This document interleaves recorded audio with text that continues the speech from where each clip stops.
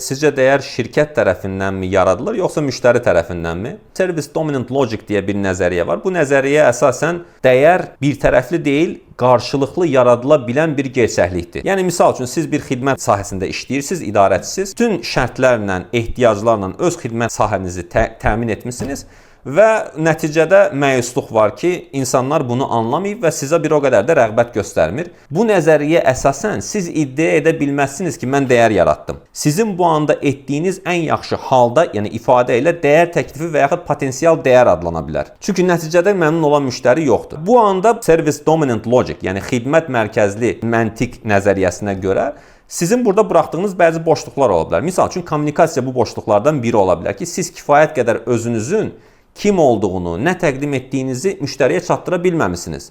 Və yaxud iş o qədər qarışıqdır ki, müştərilər bunu anlamaqda çətinlik çəkirlər. Bilirsiniz nəyə bənzəyir? Bəzən bir insana 5 cür yaxşılıq edərsən, bu o qədər qarışıq, uyğunsuz şəkildə təqdim olunar ki, o bunu anlamaya bilər. O zaman yenə iddia edə bilməzsiniz ki, mən dəyər yaratdım. Sadəcə dəyər təklif etmiş olursunuz bu halda da. Üçüncüsü isə müştərilərin fikrinə müraciət etməməkdir, boşluq olaraq. Yəni siz peşəkar ola bilərsiniz, amma bu o demək deyil ki, siz onların fikirlərini ikinci plana atmalısınız.